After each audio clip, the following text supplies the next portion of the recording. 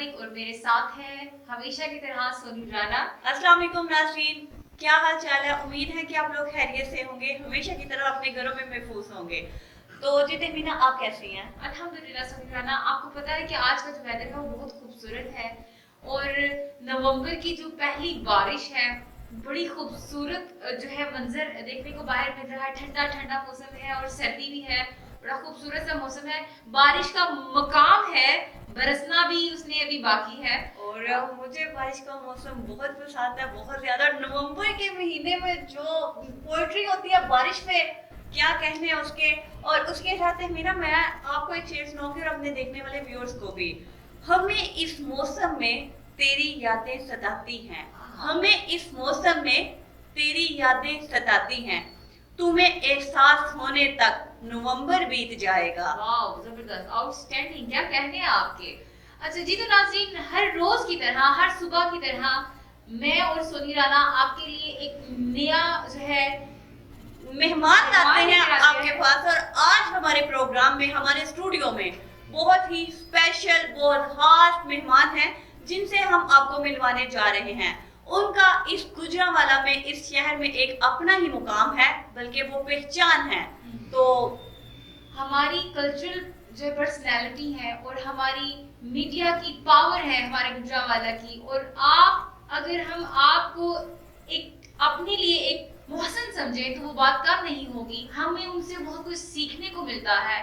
आपकी शख्सियत ही ऐसी है कि आपकी शख्सियत से हर चीज को हम लर्निंग में अगर लेकर जाएं तो हमें बहुत कुछ मिलता है आपसे। और आज भी हमने इस स्टूडियो में उनको बुलाया, और हमारे बुलाने का ये मकसद है कि क्यों ना हम आज उनसे बहुत सी बातें सीखें और आप लोग भी सीखें। और हम जाने उनसे कि उन्होंने, जब उन्होंने ये ज्वाइन किया मीडिया, वो खुद ब खुद आ गए या किसी और खाते बंदे के ने तहत आ उनको गए, या आपने सोचा कि आपको ये करना चाहिए। आप वैसे लोगों की हेल्प भी करते रहे, आपने सोशल वर्क भी बहुत ज्यादा किया, किसी भी तारुफ के वो मोहताज नहीं है वो शख्सियत। जी सोनी। तो जी नाज़रीन, हमारे साथ मौजूद हैं इस वक्त स्टूडियो में बिशारत हुसैन साहब। जी अस्सलाम वालेकुम। जी वालेकुम अस्सलाम। बहुत शुक्रिया आपका, आप दोनों ने बड़ा खूबसूरत अंदाज में प्रोग्राम का आगाज़ किया, बड़ा अच्छा लगा। तो जो कुछ आपने मेरे बारे में कह दिया, शायद मैं इतनी बड़ी चीज़ नहीं हूँ जितना आपने बता दिया। बहरहाल सर, आप हमारे मौसम हैं, काबिल एहतराम है। आपको देखकर हमें बहुत कुछ सीखने को मिलता है। हमको क्यों ना सीखने को मिले, हमारे बड़े ही हम आइडियलाइज करते हैं अपने बड़ों को, और हमारा कुल एहसास भी है। आप हमारा एहसास हैं और रहेंगे इंशाल्लाह। तो क्यों ना हम आपकी तारीफ करें, और जो भी आपके अल्फाज हैं, आपके लफ्ज से ही हमें कुछ ना कुछ सीखने को मिलता है, तो क्यों ना हम आपकी तारीफ करें। चलो, बहुत शुक्रिया आपने मतलब इस काबिल मुझे समझा। मैं आज यहाँ पे आया, मुझे बड़ा अच्छा लगा। सर आप हैं काबिल तारीफ। बहुत शुक्रिया आपका। मैं रोज़ आपका प्रोग्राम देखता हूँ, और हमने गुजरांवाला के मीडिया के हवाले से बड़ी तवज्जो की, हमारी टीम थी पूरी, हमने गुजरांवाला के लिए बहुत काम किया। लेकिन ये है कि अभी जो पहले दौर था और अभी में बहुत ज़्यादा फ़र्क है। ठीक है, जब हमने इसका आगाज़ किया गुजरांवाला से मीडिया के लिए, हमने बड़ी तवज्जो की। हमारे पास वसाइल नहीं थे, हमारे पास ऐसे इक्विपमेंट्स नहीं थे, लोग टैलेंटेड थे लेकिन उनको ढूंढना बड़ा मुश्किल था। तो हमने उसके लिए बड़ी वर्किंग की, ठीक है। और उसमें आगे अब जब हम सोचते हैं कि हमने इतना वक्त जो है वो इतना रास्ता, हमने कठिन रास्ता तय किया, तो आज तो वक्त बिल्कुल बदल गया है। मीडिया में हर किस्म के लोग इजीली अवेलेबल हैं, आपको अवेयरनेस है लोगों को, लोग आते हैं, लोग इस मीडिया के प्रोग्राम्स में शामिल होते हैं। और ये मैं समझता हूँ कि ये यंग जनरेशन जो जो इसमें आती जा रही है, तो मीडिया बहुत ज़्यादा पावरफुल होता जा रहा है। और अवेयरनेस का जहाँ तक सवाल है, तो मैं समझता हूँ कि जो अवेयरनेस मीडिया ने दी है लोगों को, वो शायद कोई और तरीका नहीं दे सकता। बिल्कुल नहीं था सर। अब देखिए कि जब एक टीवी चैनल चला करता था, या एसटीएन होता था, या और पीटीवी होम चला करता था, पीटीवी था, सिर्फ पीटीवी था सिर्फ, तो तब इतनी अवेयरनेस नहीं थी। वो 3-4 ड्रामास हुआ करते थे, वही एक ही प्रोडक्शन चला करती थी। तब वो प्रोडक्शन एक नामा नामी रखती थी, अपना नाम रखती थी। लेकिन अब हर तीसरी प्रोडक्शन है, अब एक हर एक को मौका मिल जाता है, वरना तब यही होता था जो स्टार्स हैं वही चलेंगे। अच्छा तमीना पता क्या होता था, एक वक्त था जब टेलीविजन पाकिस्तान में शुरू हुआ, उसके बाद पाकिस्तान टेलीविजन के जो प्रोग्राम्स थे, जो ड्रामे थे, वो क्योंकि एक ही चैनल था, जी बिल्कुल। एक ही चैनल था, उसी को देखा जाता था। उसमें बड़े बड़े आर्टिस्ट आए, बड़े बड़े जो जिनके नाम है आज तो लेकिन वो एक एकेडमी थी, वो ट्रेनिंग थी, वो ट्रेनिंग लेके बड़े बड़े होस्ट आए, बड़े बड़े एंकर आए, बड़े आर्टिस्ट बड़े बड़े जिनके नाम है वो आए। और कहने वाले कहते हैं कि जब एक चैनल था, वीटीवी था, तो उसने 100 के करीब जो है ना लेजेंड वो पैदा किए। लेकिन अब 100 से ज्यादा चैनल्स हैं, वो एक लेजेंड पैदा नहीं कर पा रहे। ठीक है ना? इस तो बात को वो मैं ये बताना ये चाह रहा हूँ कि पीटीवी जो था वो उस वक्त में वो एक एकेडमी था, और वहां से लोग सीखते थे, बड़ी उसमें कष्ट काटते थे, मेहनत करते थे, फिर जाके वो उनके नाम बने। तो अभी जो हमारा मीडिया है इसमें माशाल्लाह बड़े बड़े टैलेंटेड लोग हैं, हमारे मुल्क में बहुत टैलेंट है हर हवाले से। और आपने जो प्रोग्राम शुरू किया हुआ है नई सुबह, मैं समझता हूँ कि ये गुजरांवाला के लिए यकीनन ये प्रोग्राम जो है वो नई सुबह होगा, इंशाल्लाह। क्योंकि इससे पहले गुजरांवाला में किसी चैनल ने ये ना तो कोशिश की है, ना उसकी मेहनत थी, ना उसकी काविशें थी। तो इस चैनल जो है 55 जो है, इसने सिटी 55, इसकी ये काविश है कि ये इस तरह का प्रोग्राम पेश करना, और हमारे गुजरांवाले के लिए ये बहुत बड़ी एक एजाज की बात है। अचीवमेंट भी है कि हम हट कर रहे हैं, कुछ अलग है, और कुछ डिफरेंट, कुछ हाँ। अलग, कुछ हट के करेंगे तो फिर ही हमारा नाम बनेगा। नहीं तो वैसे कॉपी तो किसी को भी कर सकते हैं, कोई चीज देख के उसको कॉपी करने चले थे, कॉपी पेस्ट अच्छा, हो रहा है। बातें तो होती रहेगी। आज के मौसम पर आ जाइए। आज का मौसम इतना खुशगवार है, इतना ठंडा ठंडा सा है। पहले भी ठंडक तो थी, लेकिन वो खुश्क सर्दी थी। आज मौसम ने अपने आप को भिगा दिया है। इस हवाले से हम क्या मौसम कहेंगे? सरमा की अच्छा, मैं मौसम सरमा की पहली बारिश के हवाले से देखें, इंसान के अंदर जो है ना, ये मौसम इंसान के अंदर होता बिल्कुल, ठीक है। No doubt. बादल आने से इंसान की फीलिंग्स और होती हैं, धूप में फीलिंग्स और होती हैं, जब बरखा बरसती है तो फीलिंग्स और होती हैं। तो मैं समझता हूँ कि वो लोग जिनके अंदर फीलिंग्स होती हैं, ये मौसम उसको चेंज करता है, ठीक है। और फिर आने वाला मौसम भी खूबसूरत होता है, और जाने वाला मौसम भी खूबसूरत होता है। मौसम जो है हमारी शख्सियत, हमारे मिजाज के ऊपर बहुत असर असर अंदाज करते होता हैं। है। सर, एक और भी बात है कि जब गर्मी का मौसम होता है और जहन खुद ब खुद प्रेशराइज रहता है, जी। ये अगर मैं बात करूं मेरी जात के साथ ऐसा प्रॉब्लम है, ये सबके साथ ही होता है। मैं समझता हूँ कि ये हर शख्स के अंदर, जैसे मैंने पहले कहा कि जी, एक जी। मौसम अंदर होता है। जी। अब ये है कि अगर आपकी फीलिंग्स आप देखते हैं, सख्त धूप के बाद खूबसूरत से काले काले बादल आते हैं, आपकी फीलिंग्स बदलती हैं। हाँ। और जब एज का एक ऐसा हिस्सा होता है जिसमें आप परिंदों को ऊपर उड़ता देखते हैं, तो आपका जी चाहता है कि उन परिंदों के साथ आप भी उड़ें। हाँ, बिल्कुल, ठीक है ना? सही है। ऐसे होता है, ये फीलिंग्स होती हैं। अच्छा सर, जी। आप मुझे ये बताएं कि आप बारिश में कितना एंजॉय करते हैं, और उसके साथ ये कि बारिश में आप भी पोएट्री वगैरह करते हैं कि नहीं? मैं पोएट्री कोशिश की है बहुत लिखने की, लेकिन मुझसे लिखा नहीं जाता। लेकिन यह है कि मुझे मेरी फीलिंग्स ज़रूर होती हैं, मैं उसमें इन्वॉल्व ज़रूर होता हूँ। पोएट्री मुझे अच्छी लगती है, और जब इस किस्म का मौसम आता है, हर मौसम अच्छा मौसम है, ठीक है जी। हमारे पास सब मौसम है, लेकिन एक मौसम होता है खिज़ां का, और खिज़ां का वो मौसम जिसमें पतझड़ होता है और सर्दी भी होती है। और मेरा वो फेवरेट मौसम है कि मैं जब इस्लामाबाद में था तो मैं इस मौसम को बहुत एंजॉय किया करता था। पतझड़ होता था, रंग बिरंगे पत्ते बिखरे होते थे, ऊपर से जब बारिश पड़ती थी तो ओवरकोट पहन के, ऊपर कैप पहन के, जॉगर्स पहन के मैं उसको बहुत एंजॉय करता था, वॉक करके। और उस मौसम की खूबसूरती ये है कि उसमें थोड़ी उदासी भी होती है और खूबसूरती भी होती सर, वो जाते जाते मौसम एक पैगाम दे रहा होता है जी। वो एक मैसेज होता है कि आने वाला मौसम और जाने वाला मौसम, ये दोनों ही आपस में टकरा रहे होते हैं उसमें। और जब पतझड़ होता है, पत्ते झड़ रहे होते हैं, अब नए आने की जो है वो स्कीम चलना शुरू हो जाती है दरख्तों के अंदर, ये एक अलग अलग निज़ाम है। बिल्कुल। सर एक और बात भी है कि पता नहीं किसी ने ये बात कही कि अगर दिल का मौसम अच्छा हो तो सारे मौसम अच्छे लगते हैं। जी ऐसे ही। तो मैं इसी बात को मैं आपसे पूछना चाहूंगी कि अगर बारिश है, दिल का मौसम अच्छा नहीं है, तो क्या आपको बारिश अट्रैक्ट करती है? नहीं करती।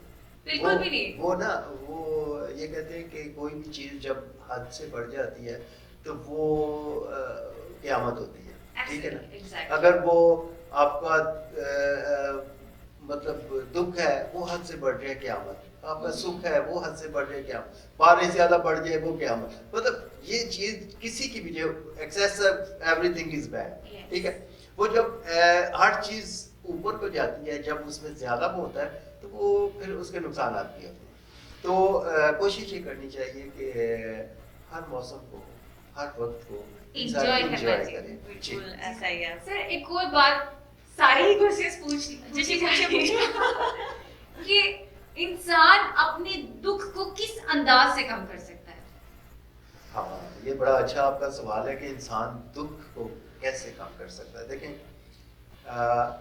सुख और दुख ये किस्मत और मुकद्दर की बात बिल्कुल ऐसे है, ही। ठीक है ना। बड़ी स्ट्रगल करने से आपको सुख मिल सकता है, जी सर। ना बड़ी स्ट्रगल ना करने से आपको दुख मिल सकते हैं। ये एक और किस्म का ये टॉपिक है। जी सर। तो ये किस्मत मुकद्दर की बात होती है, दुख भी सुख भी। तो बात इंसान बहुत ज्यादा उसकी ख्वाहिश होती है कि मैं बहुत मेरे पास पैसा हो तो सुख मिलेगा, कभी भी नहीं मिलता। ठीक है, पैसे वाले लोग अंदर अपने अंदर कुछ दुख समेटे होते हैं, ठीक है। वो उनकी वो फिर देखते हैं ना हसरत से कि ये शख्स देखें इसके पास कुछ नहीं है, ये झोंपड़ी में है लेकिन सुकून की नींद ये सो रहा है। तो वो उसके अंदर का जो सुख है ना वो उसके अंदर है। बिल्कुल एग्जैक्टली। जी तो नाज़रीन, हमारे गेस्ट के साथ हमारी बातचीत, हमारी गुफ्तगू चलती रहेगी। मिलते हैं छोटे से ब्रेक के बाद।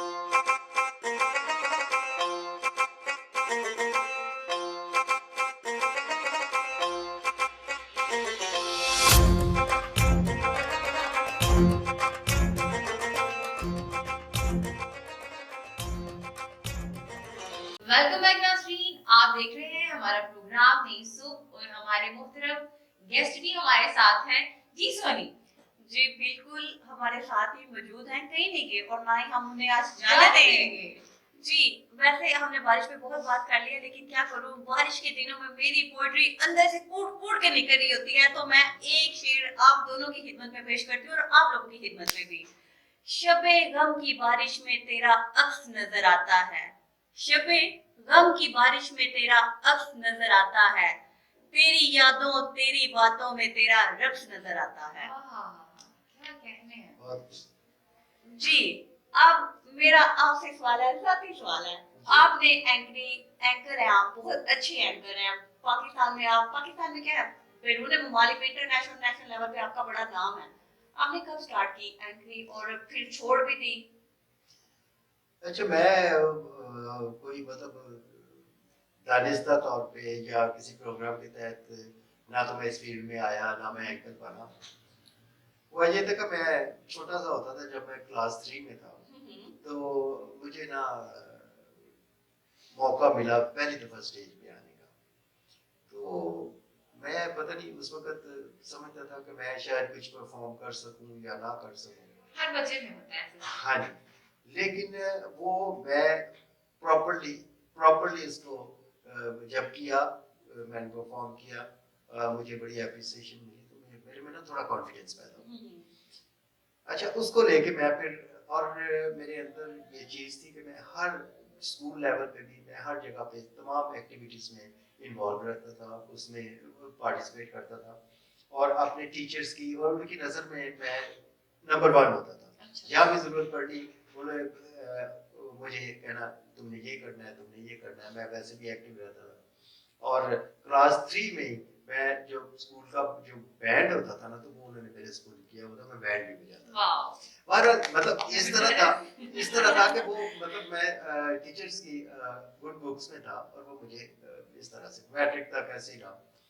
फिर कॉलेज में जब आए, मैं एफएससी में था, तो वो एफएससी में बड़े पढ़ने वाले बच्चे होते हैं, मेरे सारे दोस्त बड़े अच्छे पढ़ने वाले थे, क्लासेस लगी हुई थी और किताबी कीड़े हाँ होते जी बस। किताबी कीड़े। और इत्तेफाक की बात है कि मेरे साथ जितने दोस्त थे वो सारे डॉक्टर बन गए और मैं नहीं बना। आप पीछे रह गए। जी, उसकी वजह थी, उसकी वजह ये थी कि मेरी सोशल कल्चरल एक्टिविटीज में हर जगह इन्वॉल्व था। एग्जाम पहला आया, मैंने कहा, मुझे मेरे एक टीचर ने कहा कि यार तुम उस तरह से प्रॉपर नहीं हो, तो तुम थोड़ी मेहनत कर लो, तो ये है वो है, तो अगर इस दफा नहीं तो अगली दफा दे देना। मैंने कहा चलो अगली दफा दे देंगे। वो एफएससी का मैंने एग्जाम ना दिया, मैंने एफए का दे दिया ऐसे ही पढ़े बगैर, मैं एफए पास कर गया। अब फिर मैं एफएससी की तरफ नहीं गया, मैंने फिर बीए में एडमिशन ले लिया। ठीक है, तो मतलब इस तरह मेरी सोशल कल्चर, कॉलेज के इलेक्शंस, ये वो सोशल एक्टिविटीज मैं शुरू से रहा। और इत्तेफाक की बात है कि जब मैं, क्योंकि ये मैं एक चीज बताता चलूं कि ये सारी चीजें जो है आपके अपने एनवायरनमेंट से आपको मिलती हैं और हौसला अफजाई के साथ मिलती हैं और वालिदैन की दुआओं के साथ मिलती हैं। और शुक्र अल्हम्दुलिल्लाह कि मैं ये फख्र महसूस करता हूँ कि अपने शहर में मैंने अपने लोगों के लिए बहुत कुछ किया है।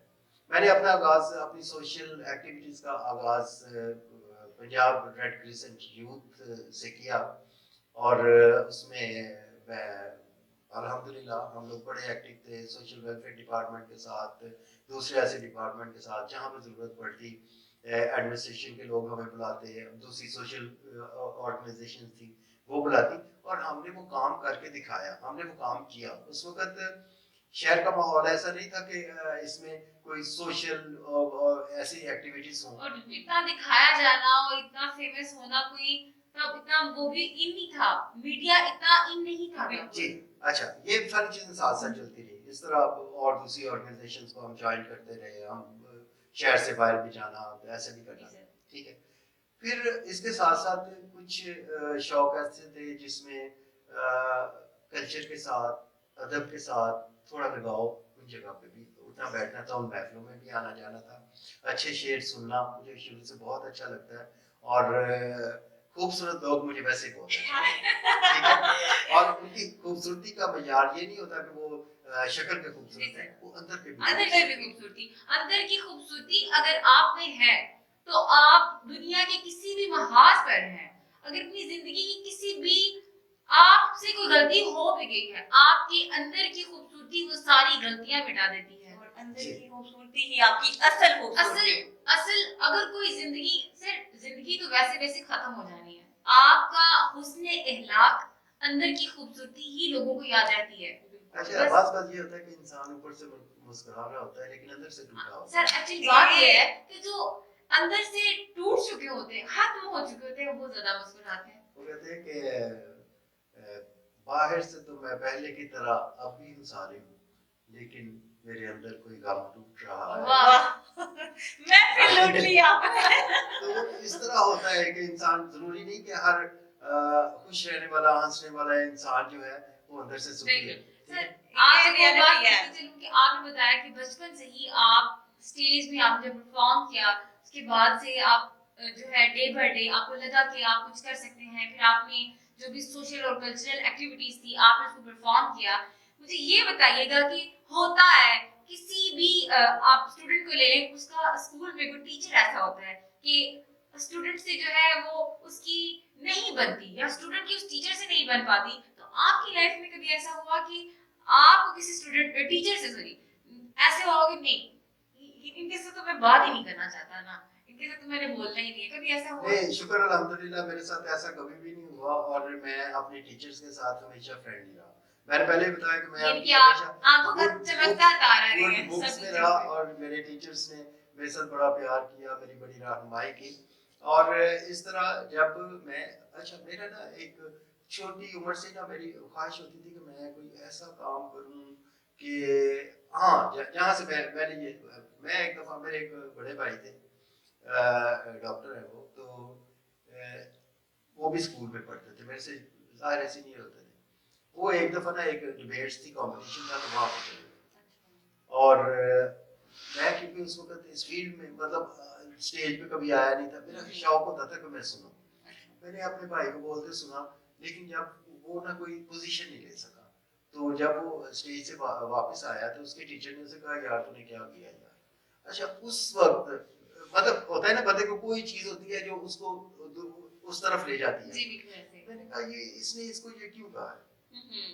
अब मैं मेरी ख्वाहिश बन गई कि मैं ऐसा बोलूं कि जब बोलूं तो लोग सुने। लोग टीचर्स बोले।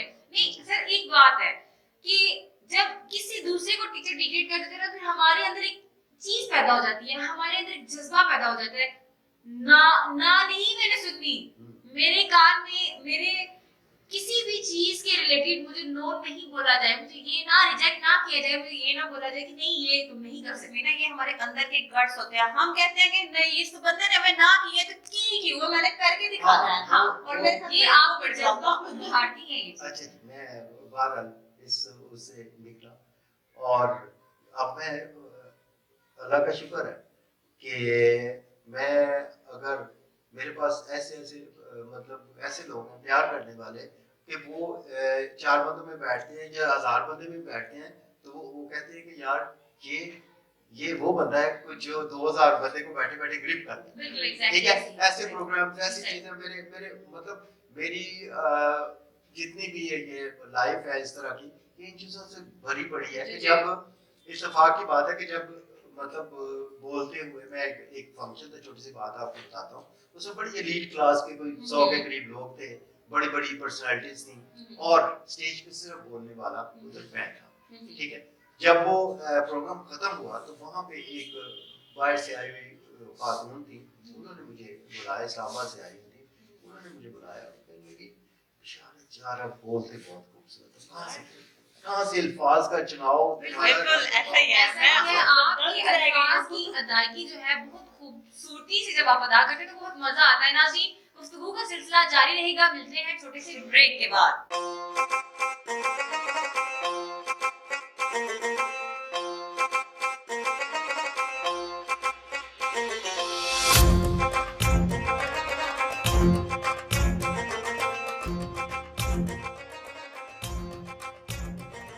वेलकम बैक नाज़रीन, आप देख रहे हैं प्रोग्राम नई सूब तहमीना मलिक और सोनी राना के साथ। और इस प्रोग्राम में आज हमारे साथ बहुत ही अहम शख्सियत खास मेहमान हमारे साथ प्रोग्राम में है, स्टूडियो में मौजूद हैं।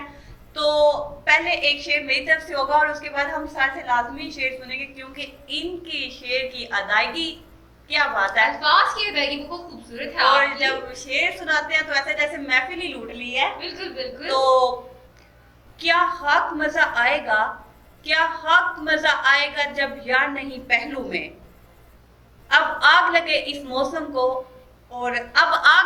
मौसम को कोई नाम न ले बारिश का। तो सर अब आप मुझे एक नहीं हमारे व्यूअर्स को 3 शेर सुनाएंगे, 2-3 सुनाए ना। अच्छा बात पता क्या होती है शेर एक ऐसी चीज है ऐसी सर्फ है कि इसमें चंद अल्फाज में जिस तरह ये नहीं कहते कि दरिया को कुएं में बंद कर देता है सारी फीलिंग्स को एक उसमें बंद कर देता है। ठीक है आपको बहुत सारी बातें करने की जरूरत नहीं पड़ती और आप छोटी छोटी बातों में ना छोटे शेर में बहुत सब कुछ कह देते हैं जो आप कहना चाहते हैं। इत्तेफाक की बात यह है कि मेरा बड़े अच्छे अच्छे शायरों के साथ उठना बैठना ताल्लुक रहा और परवीन शाकर के साथ मेरा बड़ा अच्छा ताल्लुक था। ठीक है इसके अलावा कतील शफाई अहमद अदील कासमी शहजाद अहमद अदील हाशमी मेरे बड़े अच्छे दोस्त थे। वो उनके साथ मेरा बहुत टाइम गुजरा और अदीम हाशमी एक बहुत अच्छा शायर भी था बहुत अच्छा राइटर भी था। पीटीवी का ड्रामा एक आगोश उन्होंने लिखा बड़ी पजीराई उसको मिली। इसके अलावा उनके और बहुत से ऐसे उनकी शायरी उनके शेर बहुत कमाल थे। तो वो हमेशा यही कहा करते थे कि मैं मतलब मेरे में मुनाफकत नहीं है मैं मुनाफकत करता नहीं हूँ। तो उस हवाले से भी उनका एक तो शेर है तो वो भी मैं आपको सुनाऊंगा लेकिन वो एक और उनकी बड़ी खूबसूरत सी गजल है उसके मैं चंद इशार आपको सुनाता हूँ कि कटी गई जुदाई भी कब ये हुआ कि मर गए। कटी गई जुदाई भी कब ये हुआ कि मर गए। तेरे भी दिन गुजर गए मेरे भी दिन गुजर हाय गए। हाय मार दिया।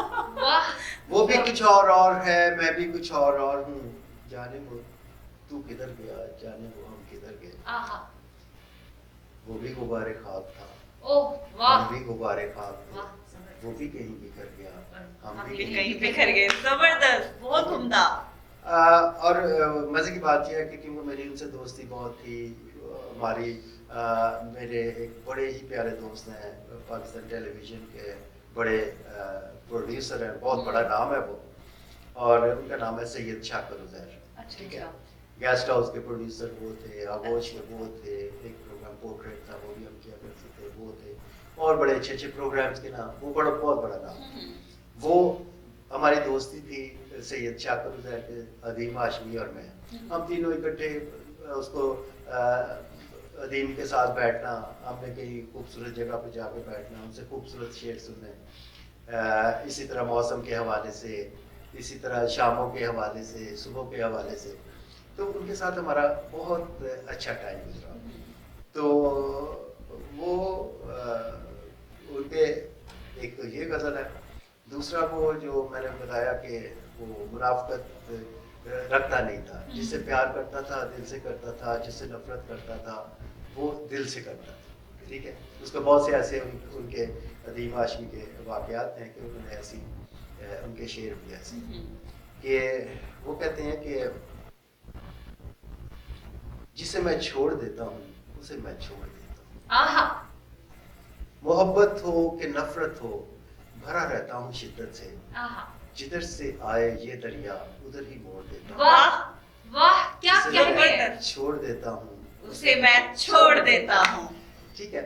बहरहाल अल्लाह का शुक्र है कि मुझे बहुत पाए के जो शायर थे, जो अच्छा कहना भी जानते थे, जो अच्छा सुनना भी जानते थे, मैं उन लोगों के साथ में रहा हूँ।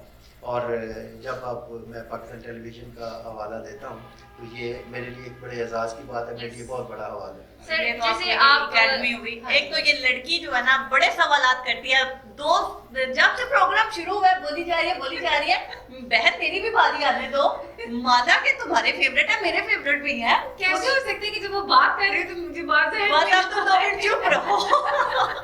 सर ये हमेशा ऐसे करती है, बड़े सवालात करती है, बड़े करती है, मैं बात कर रही होती हूँ व्यूअर्स के साथ तो इस बंदी ने बोले जाने मैं फिर बस चुप करके, मासूम लोगों का भी हक है इस दुनिया में कुछ जी बोलने का। आप लोग बोलिए, आपकी बारी, आप सवाल पूछ सकते हैं। सर आपने पीटीवी के साथ बहुत अरसा काम किया और भी बहुत चैनल्स में काम किया, तो कौन से ऐसे लोग हैं जो आपके फेवरेट हैं? चैनल तो आपका और एक ही एकेडमी जिसको आप बोलते होंगे वो तो पीटीवी है, तो किन किन लोगों के साथ आपने काम किया, किन लोगों को एजाज बख्शा के आप उनके साथ हैं? नहीं जी, मुझे एजाज़ बख्शा मेरे लिए बड़े एजाज़ की बात है कि मुझे पाकिस्तान टेलीविज़न से इधर पाकिस्तान के बड़े आर्टिस्टों के साथ मुझे मिलने का भी मौका मिला, मुझे उनके साथ काम करने का भी, काम इस हवाले से नहीं कि मैं कोई ड्रामा आर्टिस्ट था या कुछ है, मेरी कभी भी ख्वाहिश नहीं रही कि मैं किसी ड्रामे में आऊँ। ठीक है, मुझे बड़े प्रोड्यूसर्स ने कहा, हाँ एक पीटीवी का एक ड्रामा था इस्लामाबाद से, तो मैं घर पे था, तो उसके प्रोड्यूसर थे, उन्होंने मुझे कॉल की कि यार तुम्हारी ज़रूरत है, किधर हो तुम? मैंने कहा जी मैं घर पे, यार ज़रा आ जाओ। मैं गया तो उन्होंने जल्दी से ना वो डॉक्टर्स पे सारी चीज़ें मुझे ओवरऑल वगैरह पहना दिया। उन्होंने कहा जी आप डॉक्टर हो, उसमें अयाज नायक था, तो एक आपदा हमीद थी, एक आर्टिस्ट थी, वो थी, तो पूरी टीम थी, तो कुछ सीन था ऐसा हॉस्पिटल में, किम्स हॉस्पिटल में, तो वो सीन मैंने किया, उसके 2 एपिसोड थे जो जिसमें मैंने काम किया, वो समझिए ज़बरदस्ती था। बहरहाल मुझे कोई पीटीवी के ड्रामे में या किसी भी ड्रामे में कभी भी करने का शौक नहीं हुआ। अच्छा। हालांकि मैं जिनका नाम ले रहा हूँ उनके पीछे पीछे लोग बैठते थे कि हमें, और इत्तेफाक की बात है और मैं समझता हूँ मेरे लिए भी बड़े एजाज़ की बात है कि जॉन रैम्बो जो है उसको इंट्रोड्यूस करवाने वाले भी हम लोग थे। ओह ठीक है, जबरदस्त। उसने अफजल खान बहुत मेहनती बिल्कुल, उनका तो वो फर्स्ट जो सीरियल रहा है ड्रामा वो गेस्ट हाउस ही है, गेस्ट हाउस और था। वहां से उसको और बहुत जान रैम्बो को मकबूलियत हासिल हुई है। हाँ जी। हम एक प्रोग्राम में बात कर चुके हैं कि जान रैम्बो उनको मकबूलियत ही गेस्ट हाउस से मिली है। और मजे की जो मैं बात कहती हूँ वो ये है कि एक मूवी में आके वो अम्मा वे आवे तेरा मुंडा बिगड़ी जाए, और उधर से वो साहिबा को भी उठा के ले गया। क्या अच्छा, मतलब उनकी लाश क्या है? वो भी एक उनकी बड़ी स्टोरी है, उसकी मुकद्दर है, उसका लक है, क्योंकि जी। वो ना नीयत का बहुत अच्छा इंसान था, हम्म। प्यार करने वाला और सब कुछ, और उसने जो भी किया नेक नीति से किया। और मुझे याद है कि एक उसको जब उस फिल्म की एक फिल्म जो उसकी पहली बनी थी, उसकी ऑफर हुई, उसने वो रिकॉर्डिंग के लिए लाहौर जाया करता था, तो इस्लामाबाद में हम उस गेस्ट हाउस के सेट पे थे, उसने मुझे बताया, सारी स्टोरी बताई। और उसमें वो ना बड़े माइनर सी उस पेमेंट पे उसने उस फिल्म में काम किया, जी। और उसने कहा बिशारत साहब मेरे लिए दुआ करें कि मेरे ये फिल्म कामयाब हो जाए। और फिर जब उसके फिल्म के उधर लाहौर में एक रॉयल पार्क में जो ऑफिस जी। इनके हैं, वहाँ पे जब उसके फोटो सेट की ओपनिंग थी, तो उसने हमें बुलाया था, मैं, सैयद शाकिर हुसैन और तारिक मलिक थे गेस्ट हाउस के आर्टिस्ट, वो, और खालिद हफीज थे वो, हम सब लोग ना उसके उसमें गए, और उसने बड़ी ऑनर फील की, सबसे मिलवाया जी कि ये हमारे इनकी वजह से मैं सब कुछ हूँ। और आज भी वो, मैं जब भी मिला हूँ या अरसा हो गया मुलाकात नहीं हुई, लेकिन वो बड़ी इज्जत करता है, बड़ा एहतराम। अच्छा सर, मैं आपसे ये पूछना चाहूंगी कि जान रेमो का गेस्ट हाउस में जो गेटअप था, वो इधर माथे पे पट्टी बांधना और उसके थोड़े से आगे इस तरह फ्लिप पेपर टाइप के बाल, और फिर ये, और फिर वो मतलब इस तरह करके, और वो माय नेम इज रैम्बो, ये आप लोगों ने उसको बताया कि यहाँ उसका, हालांकि प्रोडक्शन का ही होता है कि प्रोडक्शन ही ये कहते मैं हैं। आपको बताता हूँ इसका बैकग्राउंड क्या था। ये क्योंकि एक दफ़ा जब 14 अगस्त था, तो एक ड्रामा था, CDA आर्ट सोसाइटी का एक स्टेज प्ले था, तो उसमें इसका ना एक छोटा सा माइनर सा एक रोल था। अच्छा अच्छा। अफजल खान का, ये इधर से आता है उधर चला जाता है, बस इतना छोटा सा रोल था। उसके बाद ये PTV सेंटर पे आना शुरू हो गया, और बड़ा ताबेदार और बड़ा खिदमतगुजार था, बहुत अच्छा इंसान था। तो बहरहाल आहिस्ता आहिस्ता फिर मैं आपको सिर्फ ये बात इसलिए करना चाह रहा हूँ कि ये जो इतने प्रोड्यूसर्स जो होते हैं ना, ये गौहर शनास होते हैं, बिल्कुल। इनको पता होता है किसमें क्या टैलेंट है, किसको किस जगह पे इस्तेमाल किया जा सकता है। एक सॉन्ग था, तो उसके जो ऑडियो सॉन्ग किसी का था, तो उसका विजुअल बनना था, तो उसमें इसने अफजल खान ने काम किया। अच्छा। तो वो PTV के GM थे, तो वो बैठे ना, वो स्क्रीन पे देख रहे थे, उन्होंने कहा यार शाकिर, ये यार इसकी रैम्बो से शक्ल मिलती है, इसको कहीं सही जगह पे इस्तेमाल करो। इसके लिए स्पेशल वो सीरियल लिखी। अच्छा। इसके लिए वो काम किया, और इत्तेफाक की बात है कि 1 2 3 4 उसके एपिसोड्स के बाद ना ये क्लिक कर गया। अब यह कि और भी बड़े बड़े उसमें सरबत अतीक भी थी, उसमें खालिद हफीज भी था, वो तारिक मलिक था, एक TIP जो उसमें था, और भी अच्छे आर्टिस्ट थे, लेकिन ये क्लिक कर गया, और ये फिर रैम्बो के उसी के ऊपर गए। और आप ये नहीं जाने कि ये मतलब हमारा इतना अटैचमेंट थी कि मैं उधर से रिकॉर्डिंग के दरमियान से इसको बार चला जाता था, ये उसी गेटअप में होता था, साथ उठाना, मार्केट के 2 चक्कर लगाने, बच्चे पीछे, लोग पीछे, मतलब इस तरह की इसको पजीराई मिली। और ये वैसे जो जान है वो है, ये रियल लाइफ में भी फनी है। नहीं, शरीफ आदमी, बहुत अच्छा इंसान। सॉरी आई इंटरप्ट यू, मैं दोनों को इंटरप्ट कर रही हूँ। ये हम जानेंगे ब्रेक के बाद। व्यूअर्स, आपने कहीं नहीं जाना, देखते रहिए नई सोप।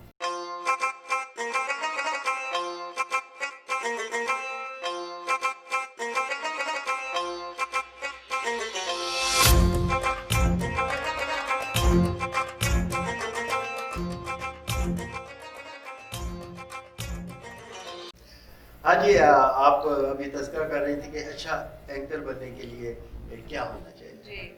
तो आपको ये बताता चलूँ कि अच्छा एंकर बनने के लिए खूबसूरत होना ज़रूरी नहीं है। खूबसूरती एक ज़रूरत ज़रूर है, खूबसूरत होना एक आपका प्लस पॉइंट है, लेकिन आपके पास नॉलेज होना चाहिए।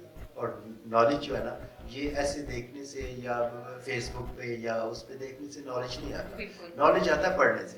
आपके पास नॉलेज होना चाहिए, जब कोई बात कर रहा है उसका जवाब देने के लिए आपके पास अल्फाज होने चाहिए, अल्फाज का चुनाव होना चाहिए, आपका एक्सेंट सही होना चाहिए, तलफ़्फ़ुज़ जो अदायगी है तलफ़्फ़ुज़ की वो सही होना चाहिए, लफ्ज़ सही बोलना चाहिए। ठीक है, जब आप गलत पता नहीं मैं भी गलत को गलत बोल गया हूँ। गलत को तो गलत। जब आप मतलब इस तरह से करेक्ट इनकरेक्ट के ऊपर नीचे होते रहेंगे ना, आप कभी अच्छे एंकर नहीं बन सकते।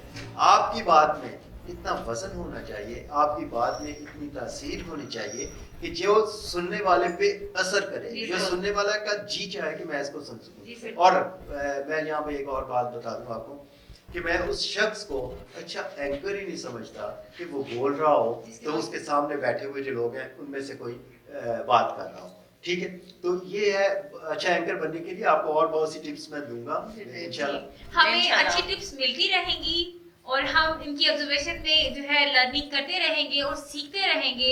नाज़रीन अपना ख्याल रखिएगा। और प्रोग्राम को इख्तिताम की तरफ लाते हैं और आपको शेर। एक पोएट्री सॉरी सर जिसे शेर सुने बगैर हम प्रोग्राम को कभी हाँ, भी sorry। अलविदा नहीं कह सकते और हम इसी शेर पे एंड करेंगे और हमें नाज़रीन याद रखिएगा, दुआ में याद अच्छा रखिएगा। बात हमें सुने, से अगर आज शेर मैं सुना दूं तो सर आप नहीं सुना, आप नहीं खत्म होगा। जी दुआ में याद रखिएगा तहमीना मलिक और सोनी राना को और हमारे साथ हमारे मोअज़्ज़िज़ खास मेहमान बिशारत हुसैन साहब को। तो हमें दीजिए इजाजत, इंशाल्लाह फिर मुलाकात होगी नई सुबह में। तो सर आप अपना शेर जरा जारी रखिएगा। आप जी नाज़रीन, इतना अच्छी इन्होंने खूबसूरत बातें की, मुझे बड़ा अच्छा लगा कि हम ऐसे प्रोग्राम्स हमारे गुजरांवाला में भी होने शुरू हो गए और हमें इंशाल्लाह इसको आगे लेके चलेंगे। इनकी ख्वाहिश थी कि प्रोग्राम का इख्तिताम किसी अच्छे से शेर से किया जाए, तो मुझे अहमदुद्दीन कासमी के चंद अशार हैं वो मैं आपकी खिदमत में पेश करूँगा। कहते हैं कि कौन कहता है कि मौत आई तो मर जाऊँगा, कौन कहता है कि मौत आई तो मर जाऊंगा, मैं तो दरिया हूँ समंदर में उतर जाऊंगा। तेरे पहलू से जो उठूंगा तो मुश्किल ये है, तेरे पहलू से जो उठूंगा तो मुश्किल ये है, एक शख्स को पाऊंगा जिधर जाऊंगा। अब तेरे शहर में आऊंगा मुसाफिर की तरह, अब तेरे शहर में आऊंगा मुसाफिर की तरह, साया अब्र की मानिंद गुजर जाऊंगा। चारा साजों से अलग मेरा मैयार के मैं, चारा साजों से अलग मेरा मैयार के मैं, जख्म खाऊंगा तो कुछ और संवर जाऊंगा। बहुत शुक्रिया आप लोगों का, बहुत शुक्रिया आपने इतने खूबसूरत अंदाज में इतनी आज की इस खूबसूरत शाम में आपने मुझे याद किया। हम यहाँ पे बैठे, बहुत अच्छा लगा। कोशिश करेंगे कि आइंदा भी किसी सेशन में आपके साथ। जी नाज़रीन, अल्लाह हाफ़िज़। बहुत शुक्रिया। अल्लाह।